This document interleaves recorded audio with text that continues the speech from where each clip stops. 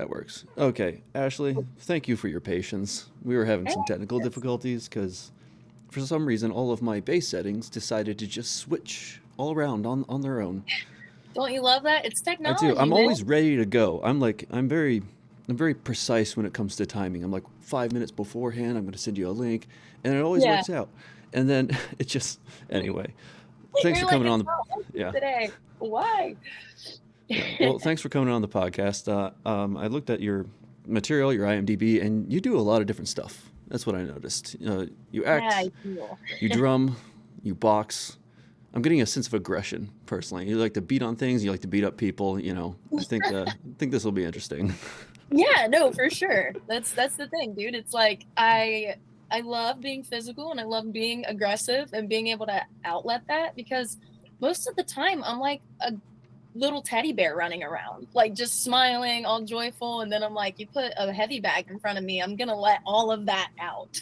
Like all of that pent up energy is going towards that. Yeah.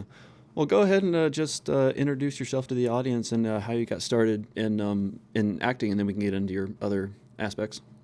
Yeah, absolutely. So my name is Ashlee Lawhorn. I am an actress, drummer, boxer, very amateur boxer. But I started acting around 4 years ago. It is my primary job now, thankfully, which is kind of a rare opportunity that kind of fell upon me, which is really awesome.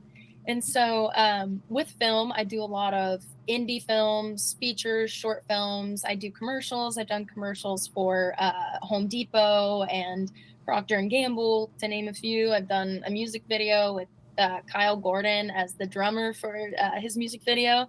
So I've gotten to do quite a lot in this short 4 years that I've been doing this. Yeah, it's a little bit about me.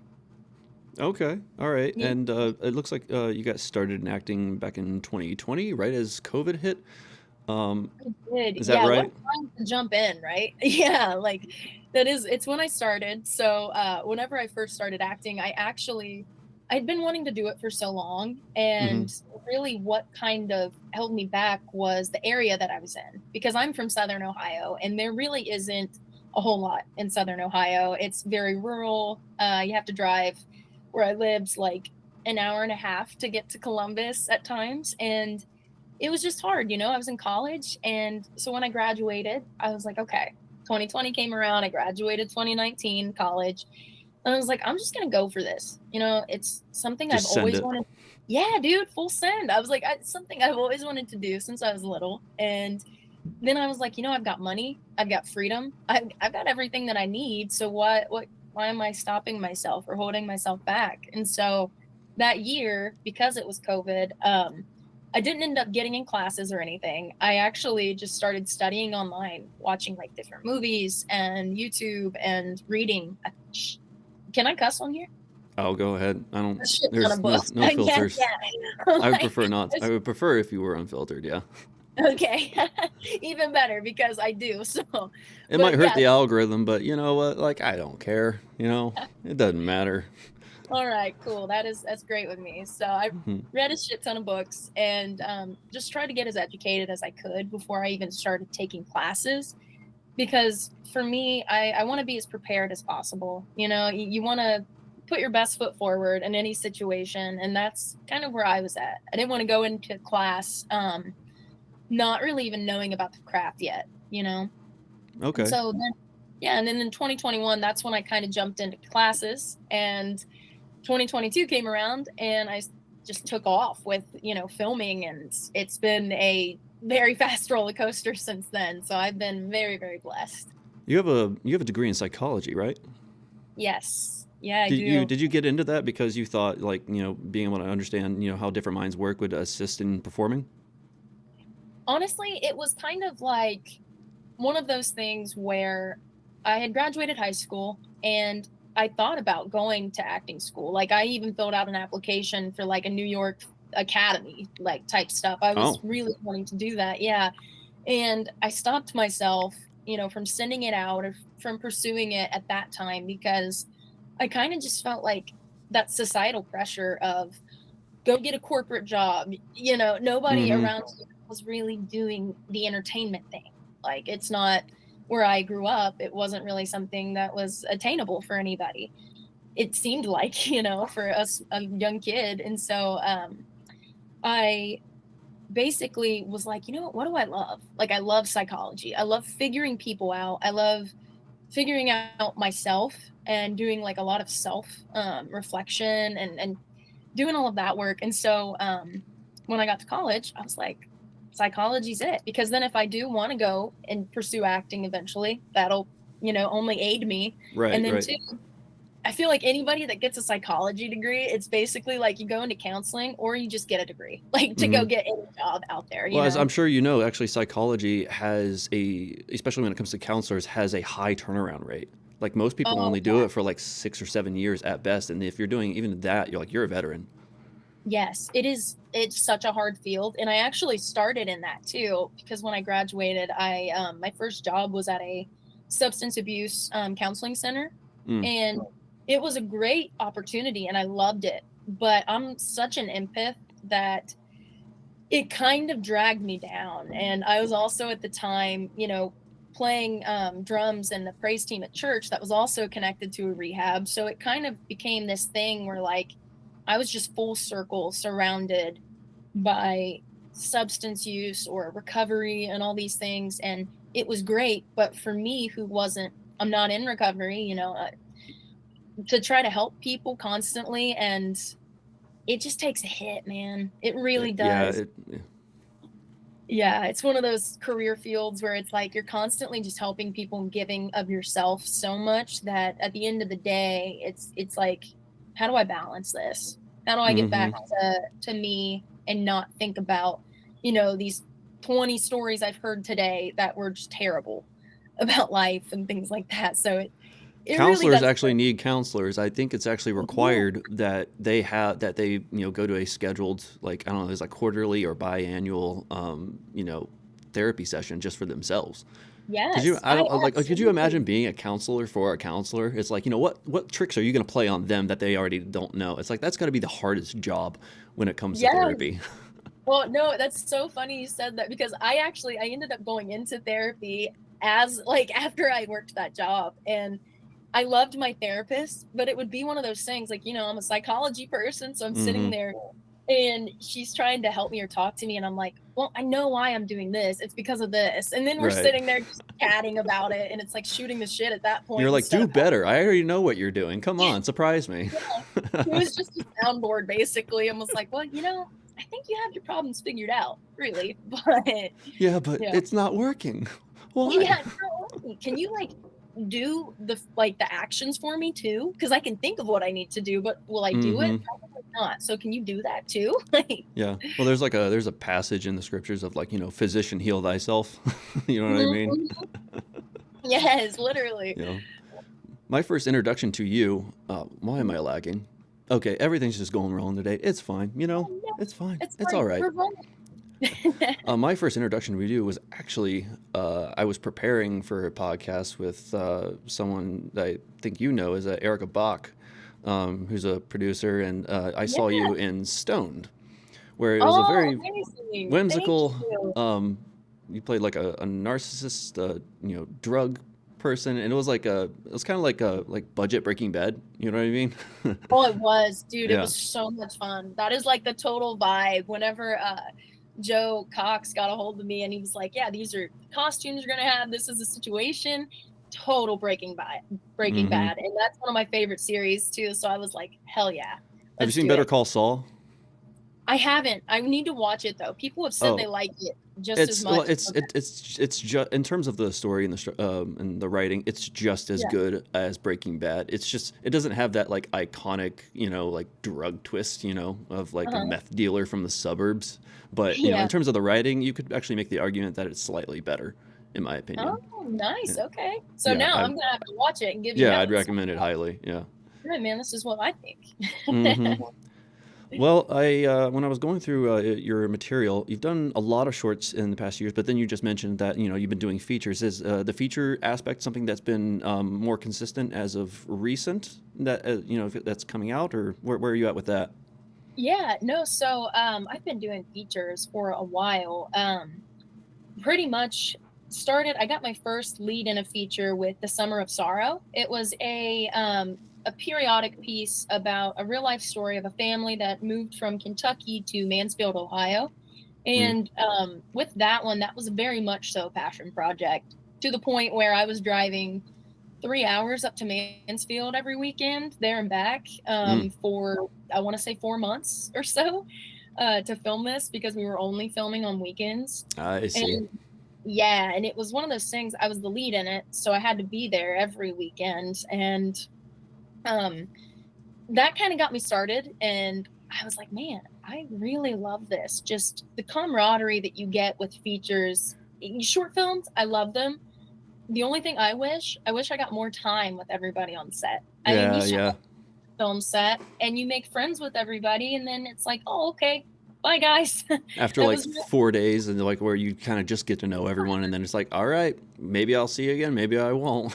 exactly it. You really don't know. And then on feature films, you're like, oh, okay, cool. We've got like 2 or 3 weeks. We're good. We'll be hanging out for a while, you know? Yeah, I briefly kind of went through Summer of Sorrow, and you played a character who's, I believe, if I recall correctly, who's newborn baby died, Yes. in a sense, and you did a lot of crying. You did a lot Oh of my God. crying. It was So nothing much but crying. It was just fun. the Nile River of tears for like a good 20 minutes of screen time. Right. And Um, what a great way to break into your first feature, right? Like, just right. Hi, we're gonna give you the most difficult role possible. Good luck. We wish you the best and everything. exactly. Well, and what's funny too is well, not funny, but kind of pressure, I guess, but funny to Hmm. me. So the story, my character was actually based on their real life mom that had passed away. And so some of her kids are still alive. And so not only was I playing that character and had to get into that emotional headspace, but then I had to think, what was their mom like? Like, what in real life, am I doing her justice with this piece? Like, am I portraying her in the realest way possible? Did you have And that conversations with her children prior to it? I did, yeah. So her granddaughter is actually the one that wrote the entire script. And Mm.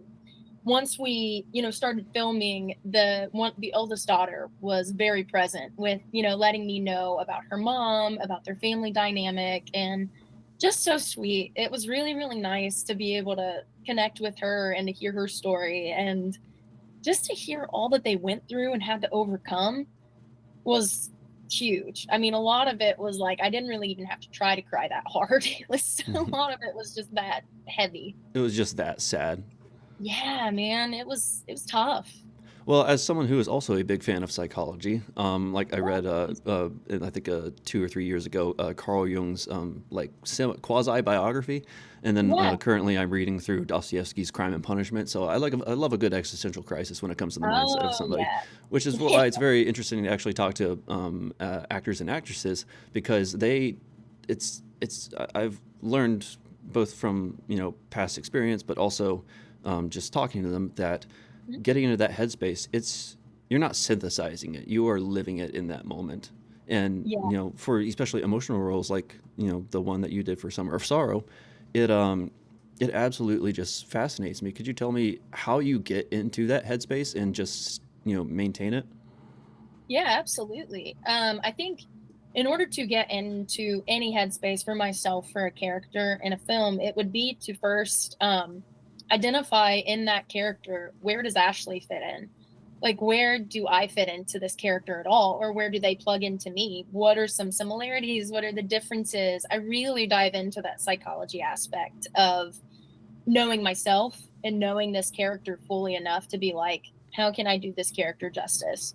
So I'll kind of start off with just getting the vibe of the whole story, getting the essence of the character, my character, and then in aspects of my character and their relationships to other characters in the film. So Mm.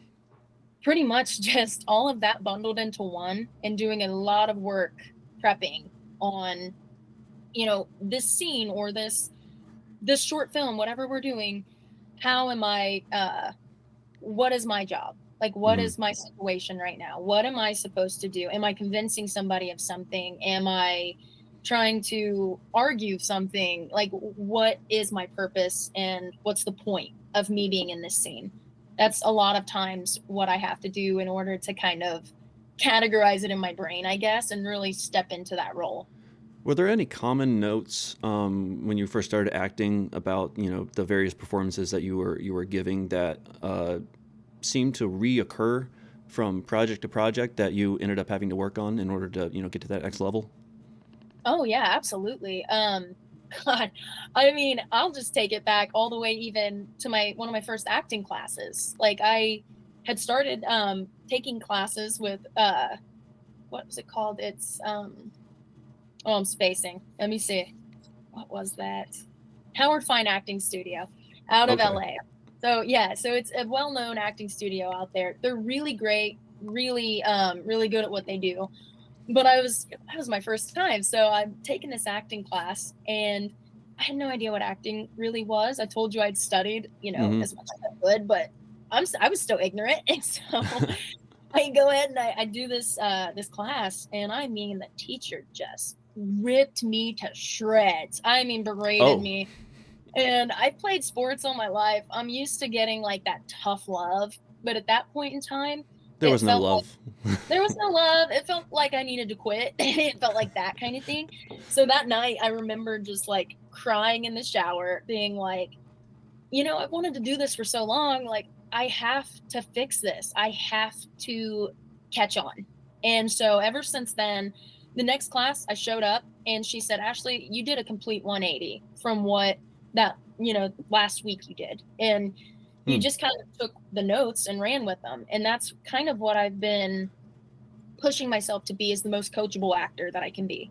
Because I know that not only is that an asset for myself, but it's an asset for the projects that I'm working on. What Because did she say to you that you worked on? so basically everything. I mean, it was Oh, everything okay. from starting to like a self tape. Basically, it was she had said things about my self tape setup because it really wasn't up to standard, and then about the acting in general because it wasn't acting really. You could Mm-hmm. tell I was acting, I guess, instead of reacting, and it was pretty much everything, man. I felt like garbage, You were just and awkward in front of the camera or something like that?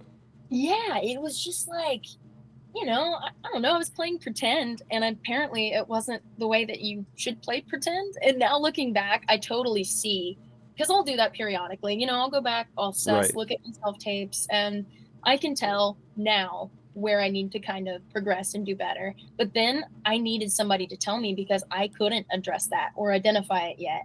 And after that, the one thing I would say that I caught myself doing was a lot of facial movements. I'm really good with doing micro movements on camera, Mm. but at first, whenever I first got into acting, it was a little too much.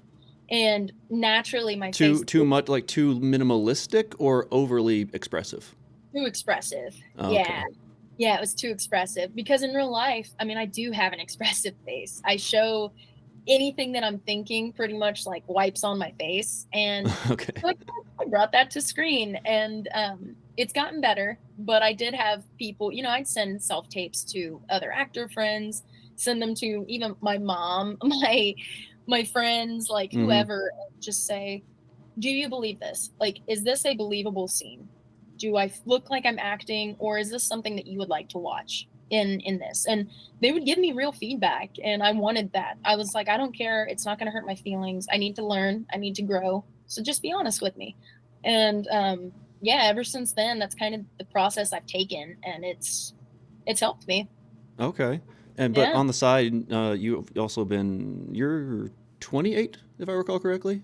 Yep. Okay. Well, Man, you have part Phew. of your birth year in your Gmail description, so I just quickly did the math on it. Yeah. But you've been playing drums since you were, that would be 14, 15. Is that right? I was playing drums since fifth grade.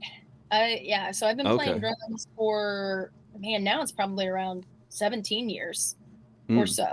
Yeah, maybe even more. But I started in band, so typical band kid. I Right. started playing snare in fifth grade, and then just started picking up the set whenever I was in junior high. And then after that, it was like became one of those things that was just a love of mine. And I think it also comes with the entertaining aspect. I do love music, but I love entertaining people. I mean, if I can Uh, get somebody grooving or just, you know, if I can affect somebody in a good way or like in any way, I'm like, this is great. I love this. It's just fun, you know? did you find that were there difficulties in balancing, pursuing because you also have toured with other people. You've played in numerous different groups and bands. When you were first starting getting into acting, did you find trouble balancing those two things? Not necessarily. Not when I first started because I really wasn't getting a whole lot acting wise. In terms of, I would get projects, but they weren't projects where it was like super in depth or something that I would need to do a ton of prep work on. Hmm. And so I also wasn't, traveling as much for anything. And now I would say it would be really, really hard for me to balance the drumming and acting now. Like if I were to go travel with a band for a gig or whatever, that is where it would get a little dicey now because my acting career has just gotten so busy, which is a blessing, but at the same time, it's a learning curve for me because For sure, I'm yeah. not, I'm not an organized person, dude. And now it's like, shit, I have to have my shit together. and and so it gets a little stressful, but it's so much fun. And honestly, I think I would be bored to tears if I didn't push myself to, balance both, send out videos of me drumming on, social media as well as trying to push my acting You agenda seem as like one of well. those sorts of people that are just constantly on the go. They're go go go. They're always doing something. I am. I might need therapy for that too, but yeah. Yeah, that might not work out because you already like. I know the tricks of the trade. I know what they're gonna do to me. You're trying to stop my success. I know it. That's all it Hmm. is. Yeah. Because you were drumming long Mhm. before you started doing acting. What was the thing that was there a movie or a performance that you saw that made you want to become an actress? Honestly, no. I wanted to be an actor from a very, very young age. I mean, I caught myself, you know, I would watch a movie and then I would just pretty much replay that entire movie and pretend and would just, like all kids. But I took it really seriously and I did not like people watching me when I would play pretend. Like I was just, I don't know. It was one of those things I could just tell that's what I had to do. Like I needed to do this. And whenever I finally got to the point after I graduated college and I had that time, I was like that burning desire in me. I was like, I'm gonna feed that. I'm gonna see what happens if I just go get it and don't let anything stop me. Okay. And so that's what I started doing. Yeah. Well, when you after you say your first 1 or 2 years, you're starting to get this groove going, with acting. When Yeah. did you start figuring out how to say no to scripts?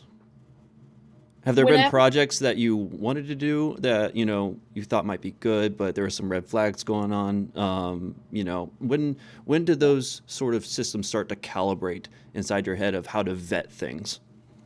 Yeah, so actually what helped me with that was I hired a business coach. Her name is Anastasia Edwards. I highly recommend anyone that may need to like help with aligning their goals with acting or just needs some more education on the business side of things. Anastasia Edwards is a godsend. She Mm, pretty much helped me flip my entire career around. It was like a whole package revamp. And one of those things where she helped me navigate certain situations in terms of how to approach different filmmakers or casting directors or how to even package myself and give that to somebody. How do I market myself? And so I think with her help, that's where I got to the point of feeling confident in myself, feeling confident in my work, and knowing the level of work that I'm aspiring to get now. And so, yeah, I have had to say no to certain projects. If there wasn't any pay or if I saw work from somebody previous and I'm like, if the quality was a little bit better, I'd hop on board, but I need the best quality. I need the best of everything because at the end of the hmm. day, I'm still trying to get my career in where I want it. And Right. so, yeah, that's one of the hardest things for me to do though, because I am a people pleaser at heart. I've identified that and I'm That okay might with need therapy. I don't I know. know, preach. I need it. But I've got myself, spreading myself too thin. And I kind of got burnt a couple times because not only did I spread myself too thin, but I also put myself in situations that just caused me to get stressed. The films that I didn't go anywhere. It was not usable for my reel. That's where I was kind of like, okay, you need to be a little bit more picky and choosy, vet your people, and for myself, for my own sanity and mental health. And I encourage everyone to do that as well because you're your own business. I mean, you're the product and you are trying to sell yourself, but Right. you Yeah. also want to make sure you're selling yourself to the right people and you're giving yourself, to the people that are aligned with your goals and aligned with what you're trying to achieve in your career. Okay. Give me an example. Like, what was the last script you said no to and why? I don't want to say what You specific. can be as vague as you'd like to be, but just like Okay, the general idea, you know. But if you want to be specific and call people out, like I'll take the views. It's on you, okay. not me. Sweet. You're setting me up, man. No, I'm so gonna ruin your career right here now for all of no, eternity. it was doing great. I mean, it was an upward trajectory till this. No. It was a script that I'd worked with this person previously, and they had just, if I sense there is any like unprofessionalism in a sense of someone doesn't really know how to communicate with actors, or they don't, I can tell that they're so new that they aren't really taking the time to learn the business side of things and how you Hmm. should go about, creating a film and interacting with the cast and the crew. Those kinds of things are very important to me. And I think it should be important to everyone. And it does surprise me when people aren't as professional for indie stuff. So an example would be either the quality wasn't that great and Hmm. they thought it was the best thing ever. And so that in my mind is a red flag because if someone can look at their work and many people have said it's not that great and the quality really isn't great and they have no inkling or even a thought that it's not good, they think it's the best thing ever, that's a red Lack flag. of self-awareness. Yes, total lack Hmm. of self-awareness. And because I'm like, if you're not self-aware, you're not going to be aware of anything going on around you. You're not going to be aware of, the different things that are happening on set. You're not going to Hmm. be aware of what your actors are thinking and feeling or the crew. And so sometimes even I'll get like blown up for projects by people. And that's another red flag where I'm like, okay, for myself, where I'm like, boundaries. I need to set boundaries here. You mean they'll keep on approaching you over and over again? Yeah, that kind of stuff. It's like, and again, I'm a people pleaser, so I let it happen and I kind of will give in. And then it's at that point with certain projects where I've been like, I can't, I'm booked up or I'm busy. And this is the tea. Sometimes I'm not booked up. I say no, but I say it anyways because yeah. You've gotten into in the last you said now that you're doing this full time, which congratulations, that's a feat in and of itself, especially in the indie world. Yeah, um thank you. uh oh God, where was I going to go with that? I'm sometimes I think I have ADHD, or Me maybe I'm just too. like, yeah, it's No, me too. I will be mid-sentence and it goes away. And I'm like, what the hell just happened? Right? Like, what? oh right, it's back. The Okay, good, good, commercial good, good. aspect of things, though, that is where the money is at, I would say, for anybody that's, aspiring to act. If you're not thinking about commercials, I would suggest doing commercials because you get paid buco bucks for a day shoot and Hmm. you make that, on a 3-week set doing an indie film. You did And like it's like, a commercial for Makita, right? Like the yeah, power tool company. yeah, yeah. So that was the biggest commercial I've done in my career so far. It was a global commercial, so it'll be played like all around the world. They're doing different translations for it for different languages. And what sold that for me though, what got me that job, and I always preach this to people too, sell your skill set. Like it's not just about acting. There could be 20,000 of girls that look exactly like me, but how many of those 20,000 girls, are a carpenter? How many of those Hmm. girls are a female drummer? Or it just dwindles it down so much that it gives you a better opportunity. So I always say, push your skill set. That's Oh, interesting that what? oh, I saw you thinking. I'm like, oh, that's cooking. What are you thinking? Well, it's funny because that my day job, I'm still for my full time job, I'm in construction, so I saw the drill, Oh commercial, or yeah. that you did that, and then it's funny that you say that because because you said what came, you sold other skill sets that you had. It wasn't just, oh, I'm gonna look good on camera. I'm gonna know how to say the lines, and give a particular attitude that the director's gonna want. It was Hmm. the fact that you were versatile in other things is what sold it. Um, Yeah.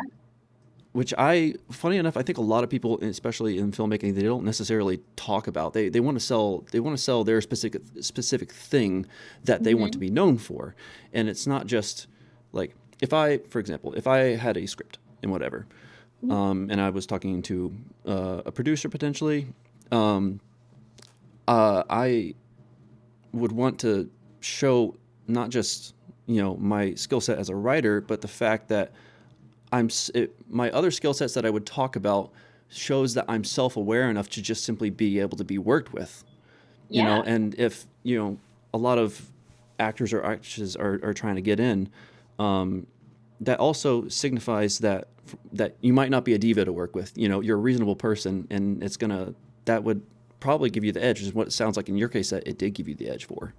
Exactly. Yeah, and there's so much more to acting, like your acting career, than just acting. I mean, it is because it's a dog eat dog world, man. I mean, it's a tough industry. I think anyone that's in it knows it's a roller coaster ride. It can take you a very long time to find success in it, and or if ever, depending on the work you're putting in and your opportunities that are given. But yeah, no, always figure out what you bring to the table, Mhm. because as far as acting goes, as there are so many really, really, really great actors out there. And what sets you apart from the competition? That's how you have to be thinking in this industry, especially if you're wanting to continue going forward or like finding that success. It's always leveraging your strengths and showing that and being confident about it. Mhm. And I've even noticed since leveraging drumming, I started posting videos online, really getting it out there to people like, hey, I'm a drummer and I'm a good drummer and I'm a girl and I also act and I have been the lead in things. And that opened up opportunities for me to be a drummer in films and the Kyle Gordon music video. So, I mean, Mhm. it's like that has opened so many doors for me, just pushing that. And then the carpentry thing for Makita. And with that, I would say also would be being authentic. Um, in the Makita tools, I'll give you a little rundown of what even the audition was Go like. for it. Yeah, man. So it was fun. I actually posted the audition to my Instagram and I didn't tell anybody it was for Makita tools, but it was. But basically they were like, we just want to see you use the tools and see that you can do this, and we want you to tell us your knowledge on the tools. So I already knew I'm good at talking to people and making people feel good, because I want to feel good, so it makes me feel good to do that. So I was like, I'm just going to talk into the camera like I've known these people for years and give them the rundown of what my knowledge base is. Once I did that, I recorded myself using all of the tools, but then I thought, you know what's going to make me stand out? What's going to make me stand out is showing that goofball energy, showing somebody that Hmm. isn't taking herself too seriously, because you don't need to. People really love that genuine energy, and you don't take yourself too seriously. Like, life is too short, and it's more fun and less pressure when you do. And so, like, I even was cutting a piece of wood in the audition and like looked directly at camera and like threw it behind me and like smirked or whatever, and then went on to Yeah. just, yeah, just to show like that playfulness and energy, because it's like I'm not just gonna be some basic in the commercial. I was in my Right, mind. right. I mean, it is a tool commercial after all. Yeah, I was like, I'm Yeah. not some basic carpenter. I'm the carpenter. I am Ashlee the carpenter. And so I think owning it and feeling that confidence helped a lot. And then also with the coaching thing and being able to improv, that's huge as well for commercials, especially. In the callback, Improv for commercials? absolutely. Yeah, that is one of the biggest things in commercials is improv as well. And Really? I wouldn't anticipate that actually. yeah, It's because it's one of those things where like you they'll say, okay, you're going to be sitting on this. This is the only direction they'll give you for a commercial sometimes. You're sitting on a chair and you fall off. Okay, go. And then you have to think, okay, I know what the framing is. I know I'm sitting in a chair and I fall off, and maybe I'm supposed to be a party goer or whatever. Then it's like you start thinking, okay, that's the base for this. What kind of party goer am I? Am I somebody that, why did I fall off the chair? Was something pulling me? Do I fall off funny? Do I fall off serious? Am I embarrassed by falling off the chair? That's when all of those things start just going in your brain. And that's the improv piece. It's Have you like, found yourself when you're getting vague directions that aren't necessarily that most specific thing, overthinking it? Do you ever find yourself overthinking that? in the beginning I did a lot. And that's where you have to rely on coaches. You have to rely on other people outside of yourself sometimes to say, hey, can you just at least give me like permission to not worry about this as much, And Interesting. I've yeah, like it helps me if somebody's like, hey, you know what? Fuck it. Don't give a crap about it. Just let it go. It's not the end of the world. And I did actually take a couple of classes with a commercial audition coach as well. Her name is Kaz, and she's amazing as well. She's on Instagram. If any listeners, want to get into commercials, she is amazing. She's got a blueprint plan for commercials. But working with people like that gives me that confidence, because she even like would tell me, oh, okay, you have an audition where you have to be on a couch, right? Or you're laying down. Well, I asked her, I'm like, how do you even show that you're laying down in a self tape? I'm like, are we allowed to lay down? And I was like, is that something we're allowed to do? And Yeah. she's like, yes, you could do anything you want to do. She's like, they give you a guideline. There's like a standard in the industry and a guideline for self taping, but that doesn't stop you from playing and making it unique, to Mm-hmm. you and to the situation. So from that day forward, I really owned it and was like, any audition I get commercial wise, I like them being vague, because then I get to go into Ashlee world and I get to create this whole story. I get to create this whole character. And even if it's not what they wanted, at least I got to have fun and get some experience and put myself out there and show somebody, hey, you thought it was going to go this way, but I just flipped it on its head and gave you something Is completely that when you different. feel most comfortable? Is when you have the most amount of freedom to play with it? I think, yeah, I would say so. Okay. I Because I've really heard like. from other actresses and actors that Mhm. they want something very specific, and then they want to basically fine tune the little nuances of it. But then it seems like in your case is that because you're an open person, you have Mhm. this playful energy. You want to get permission to play in the sandbox, Yeah, exactly. I'm like, you give me the tools, you give me the premise for what we're literally. going with. Yeah, you give me the tools, literally. Give me the premise of what we're building. Give me that character, and then let me do the digging. Let me figure out what that character is. And because that's why you hired me. You could hire anybody else, but you hired me for this job. And so I'm going to give you 100% of my knowledge. I'm going to give you 100% of my energy and all of that stuff. So that's kind of where it comes from, is that's my job, is to build this character and to play with it and to figure out, how am I different in this character than Joe Schmo down the road? Hmm. So that's what I love about it, is it's so authentically unique. Okay. When it Yeah. comes to narrative roles, not Mhm. commercial roles, Yeah. what what project would that you've done would you use to introduce yourself to a potential like director or producer? Yeah. Gosh, there are quite a bit now, but I'd say two that really just pop off the top of my head would be one I recently worked on with Joseph Cox called Squalor. I play a cop in it, and for me, it's the lead role, one of the lead roles. And I was this cop that was just very skittish, and you see her go from this kind of bullied, really low point cop Hmm. to someone that finds herself again and isn't so uptight at the end, isn't taking herself as seriously. And so you see this growth. But in the film, I get to showcase running, shooting a gun on set, like, so, stunt work, weapons. So I'd say that's one I would definitely give to producers. Because my main goal right now is to get a TV credit. And TV credit is in like Chicago One or Chicago Fire, or all of those, I see. Chicago, Yeah. yeah, network television credits. Because a lot of bigger agencies and bigger management companies, they won't even sign you if you don't have one of those.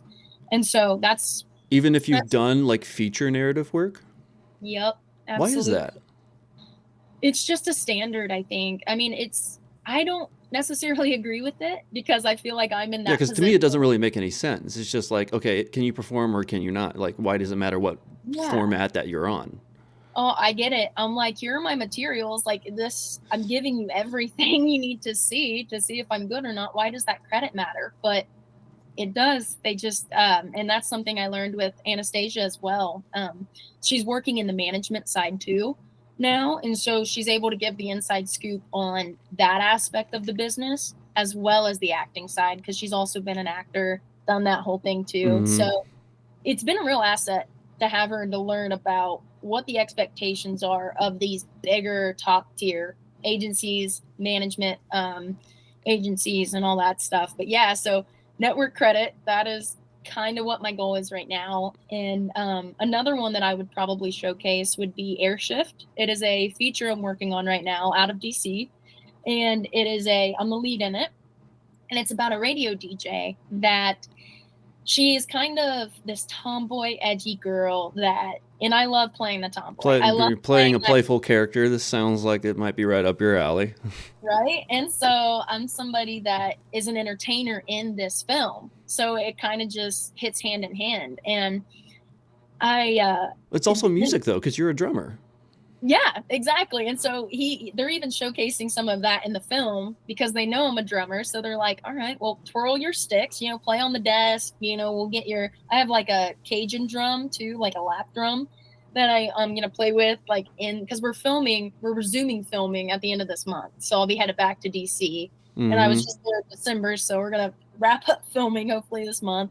But yeah, man, it's one of those films where you get to see me go through a ton of different emotions and a ton of different, I guess, situations. It starts off with a serial killer coming to get me. The radio station's, going down, and that's my life, and it's shutting down. And then there's a plot twist in the middle of that. And so Mm. it's just such a very intricate and very intense film, but also has so many little funny elements to it that I think I would show that one because that one I feel really aligned with that character. I feel like I can relate to Lisa, the character I play in Airshift, a lot. And Okay. so I'd want to showcase that because why not show something that shows my strengths and also is a lot like me?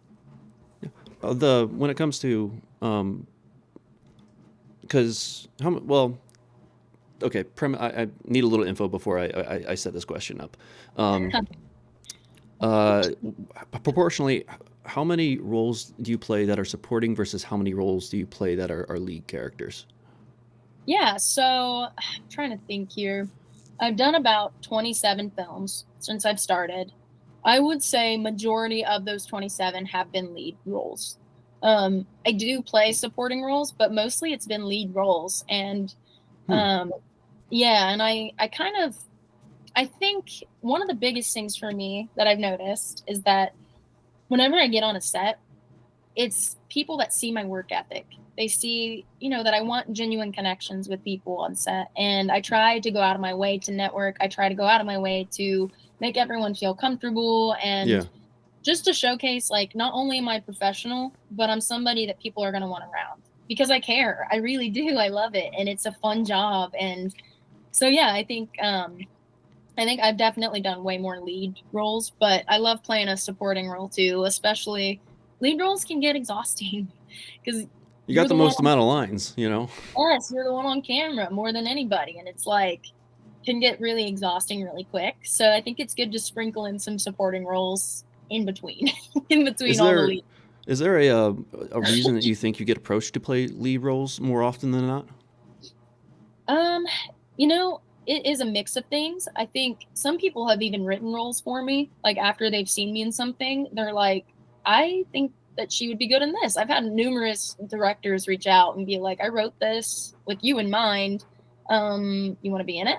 And, if I know their work or if I'm friends with them, I'm like, yeah, let's do it. Let's make this thing.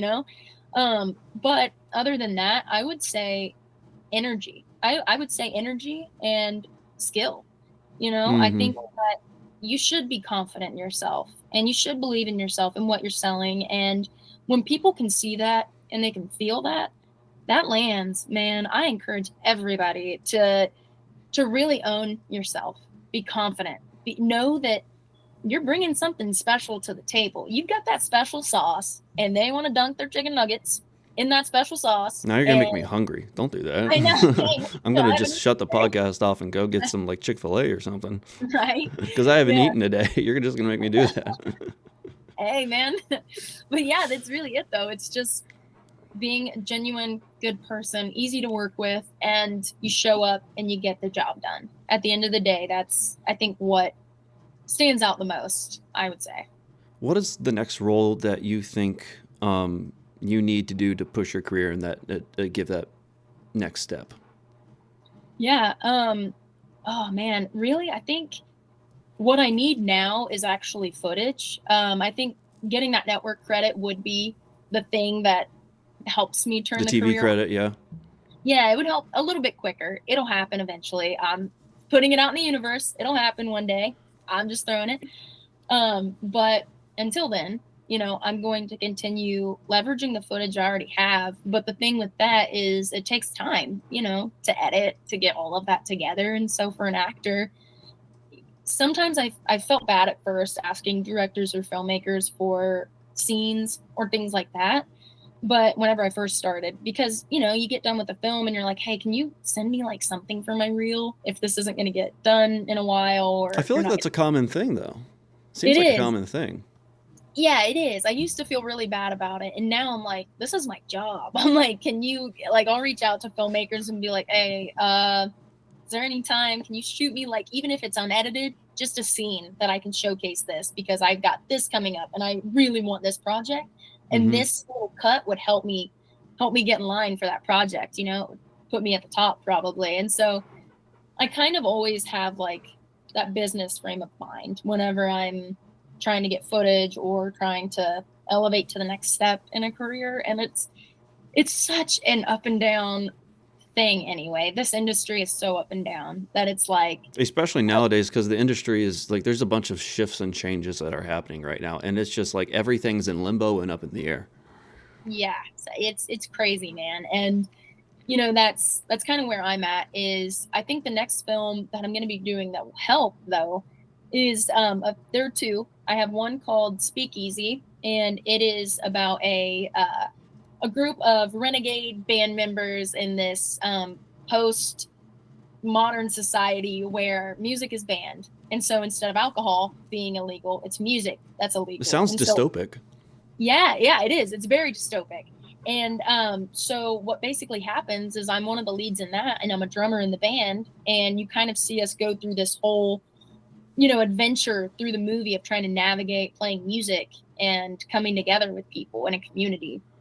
And so I think that one could help showcase, my drumming, help in that aspect. But another role I have coming up this year is as a psychiatrist, and it's actually the You're just getting antagonist. roles one right after the other. They're just right up your alley, aren't you? Like, yes, I am, man. And that's because I'm being so specific, though, with like who I am, what I'm about. And that's where the skill sets come in. Like, be specific about what you're trying to give people or put on film, because I'm not a salesman, but I had to learn real quick how to start selling myself to people and marketing myself because I mean, you won't make it if you don't believe in yourself or like try to get yourself in those good opportunities that could help you advance your career, like getting Right, the yeah. psychiatrist role that aligns with me personally and the drummer roles, So it's been huge just having those open conversations, being open about who I am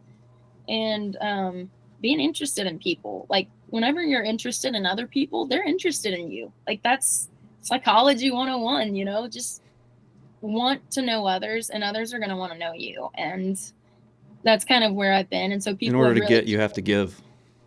yeah, yeah. And then at the end of the day, I have been fortunate enough where people have really listened to me, and they've really taken in consideration what I bring to the table and my strengths. And Mm-hmm. they want me to be a part of a project because of that. And I've been very fortunate and blessed with a lot of amazing people that have given me that opportunity.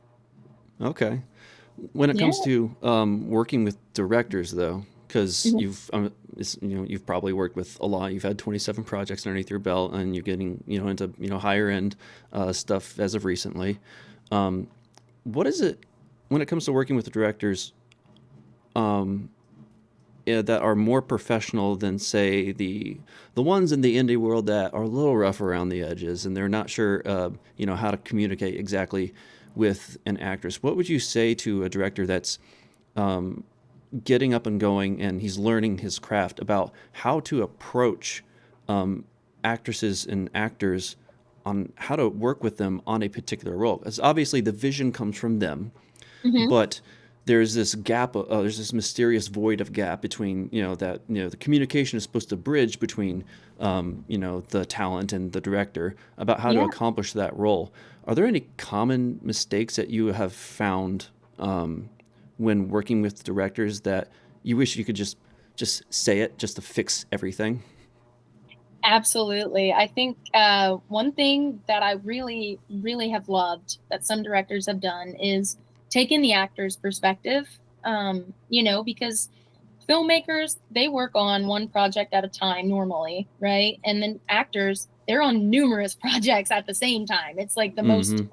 juggling that you could probably do. And so I think with that, it's to, use your resource. Ask the actors. If you're a newer director, and be okay with being vulnerable, for one.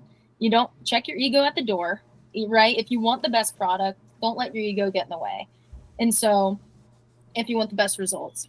And so, what I've seen and really liked is whenever directors will say, "Hey, how do you like to approach a role? Is there anything that you need me to do differently? Do I need to give you space? Do you want to do different takes? Like, what's your process?" I really like it when directors care about how the actors go about, getting into prep and approaching a role, or how they like to be talked to on set. This on Mm-hmm. air shift, I actually just had a conversation with the director. He's an amazing guy. His name's Chris, and he we filmed in such a tight space. He turned his basement into a whole air studio. And I mean, it looks like so legit. It looks like Air studio. yeah, kind of like a DJ studio. If you were to Oh, walk okay. into his basement, it's like it has the lounge area. It's got like the whole air studio vibe with the controller area, my mic, and then all of the vinyl recording stuff. So Mm-hmm. it was really cool, but it's such a small space that, if you're an actor trying to get in the headspace for the role or for the scene that's coming up, Mm-hmm.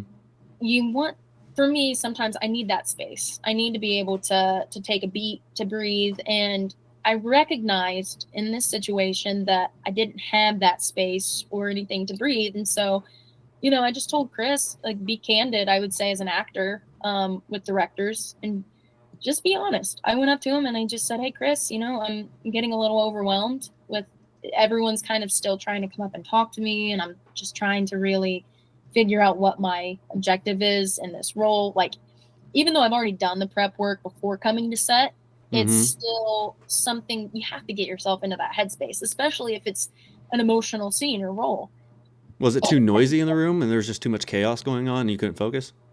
Yeah, kind of. It's that, and it's also, it's not even the noise so much as it's if I'm getting direction, or somebody's coming in trying to talk to me as I'm trying to dive into the script more and to do that work. And so there really wasn't anywhere for me to go hide or like, you know, do that not in front of There was everybody. And not so a convenient closet located in the near exactly. vicinities. No, and that's the thing too, is I don't ever want anyone to think that I don't want to talk to them or get to know them, or anything like that. And so Hmm. I go out of my way. It goes again with giving too much, I think, and spreading myself thin. But yeah, I just want to make people feel good and feel welcome around me. And so I think, yeah, at that point, I let it go too far. And so I just told him, and he was like, okay, perfect. And then after that conversation, it was like night and day. Everyone on set knew, like, hey, if she's reading the script, if she's doing this, like, maybe give her a beat. Like, don't go up and just start trying to talk to her about direction in the script, or talk to her about, okay, can you, like, the DP would even be giving me directions as I'm trying to read. And I'm like, okay, we're setting this up. All right, this is, my angle and stuff. And Hmm. so it was a lot, and it got overwhelming pretty quickly. So I would just say, as a director, check on your actors, um, and learn about the actors that you're hiring for the job. Learn what their style is on set. Do they like to be alone? Do they like to rehearse scenes, or are they somebody that likes to just go out and do it? Because I've encountered that other actors that don't like rehearsing. They want to go right into it and surprise you with what they're doing. Hmm. Um, yeah, and Interesting. so it's huge. Just being, yeah, you have to be flexible, coachable, all that stuff. But I would say listen to your actors and get to know them. Okay. Why is Hmm. acting meaningful to you? Oh my God, because I get to connect with people. I get to connect with people all over the place. And if I can affect and touch one person with, either a joke on screen, and brighten somebody's day with that, or, I'm in a Michael Myers fan film. I'm, getting thrown around and tossed around. If that's somebody's jam and they enjoyed it, then hell yeah. I'm like, I'll do that 50 times for you. No problem. Like, I just really do genuinely love entertaining and letting people follow that journey of the character. And yeah, just giving people an opportunity to leave their world and get entranced in a new world and figure out what these characters are doing. I just think that's so fun, and Hmm. it can really be life changing. There have been moments, I'm sure everyone, you probably have too, you've watched something and you're like, God, I resonate with that. Like, man, that hits. And you actually feel connected to the actor on screen or to the character, and they become one of your favorite characters or shows. And Is there a yeah. project that you've done yet where you specifically experienced the most amount of reward when it came to, audience reception? Yeah, I would say The Last Nightmare, Part One, the Halloween fan film. Oh yeah, And that's the first one on your website. yeah, I was Yeah. gonna say it's the first one that this production team had done. It had gotten like 1 million views on YouTube, and I think now it's at like 2 million. And The Last Nightmare is getting up there too. So in terms of like notoriety, that one's probably the most known. Everyone loves a good Michael Myers fan film. I Yeah. found out. So yeah, I would say that one. And the production team itself, they're all my friends too. They're out of LA, and they'll come and film in Indiana. And so I would just go over and film with them. I filmed with them on that and with Wayward Sisters, which was a supernatural fan film. And Hmm. so, yeah, so I think, yeah, just both of those. I'm getting ADHD again, too. My thought is totally gone. I mean, we're coming up on an hour here in a second, but yeah, because when you're doing a lot of different projects, though, um, it's obvious that it's very important to decompress for a second in order to get refresh yourself, to get your head to reset your headspace to get into the next project. Um, Yeah. how do you like to do that? Is there anything that you think other actresses or actors would be able to benefit from? So okay, I try to reward myself after each film. It's something that I kind of my friend Colleen, she said that she does this too, and I kind of took it from her after I worked with her, Colleen Hoover, and I I started scheduling like massages after a shoot. Like Oh, now you got that's to what get I me do. started on massages. I Yes, freaking that's love what I do. massages. Me too. I'm like, Hmm. that's something I love. It decompresses me. And it's just like whenever you're on set, even if you're not doing a physical thing, your body is so worn down after filming that, like, that is my go to. I'm like, I go get a massage, I relax, I hang out with my dogs, and just eat good food, binge watch shows, make myself laugh. That's kind of like my recoup time. Well, that's just basically a good weekend, you know? I know, That's just a right? good weekend, honestly. I do. I'm like, I have to do everything that I love in the time that I'm not filming. And Hmm. like this period actually is a good, I'm in it right now, actually a down period because my next project is next week and I haven't been on set for maybe 2 weeks, a week and a half, Mm. something like that. But for me, that's kind of a little bit of time. And I've been Do you cooped think up in that's the too house. much time? It feels like it now, but at the same time, I have so much business aspect stuff to get through that it's Mm. not that bad. It's like I need this break even to get, website updated, IMDb updated, and my to-do list on the business agenda is so long right now. And I feel like these are times where you can leverage that and go in and get the admin stuff done. And it sucks. It's boring. I'm like, I wish I was famous and had a freaking assistant so I don't have to do this because it sucks. Don't we all? Don't we all? That Right? would But be. you do it. But you do it. And We all so just want someone following us around with a clipboard just to, make us look like, we're just really, really special, and we're just yeah, like, I think everyone yeah. just wants an elf. We just want a Oh personal my elf, God. honestly. Yes. I would love that. See, and you would probably make me laugh also. So that would be great because I would want my elf to be like Will Ferrell. It'd have to Mhm. be him. Oh yeah, no, not even a Yeah. normal elf, just like someone who thinks that they're an elf. Yeah, like that energy. Give me that. That's what I Yeah. want. Yeah. Mm. But Well, I Ashley, yeah, I appreciate you coming on the podcast. It's been great getting to know you. Is there a project that's coming up that people should keep an eye out for? yeah, there's a few projects actually. So Oh yeah, you I got have like eight. You got like I eight up and know coming there's a listed on list. IMDb. There's a list.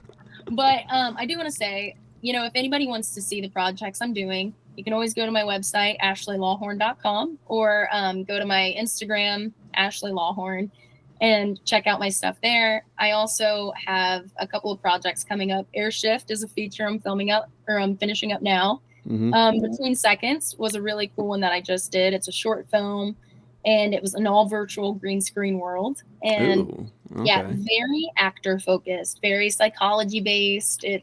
I get to play a guru, and this man is having a breakdown, and I'm walking him through this crisis.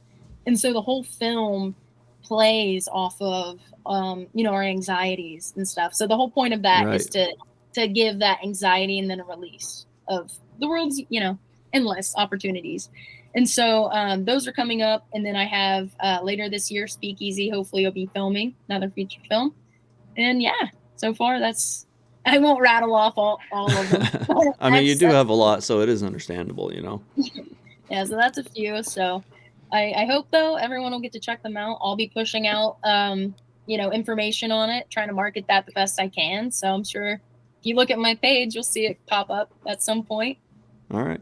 Well, I'll keep an eye out for that stuff. I'll when I see it, I'll actually, now that I know you a bit better, I Yeah. actually will be able to look at it and just be a little bit more connected to it, Oh, because I absolutely. got a little bit of behind the scenes, with you Well, for the then last hour.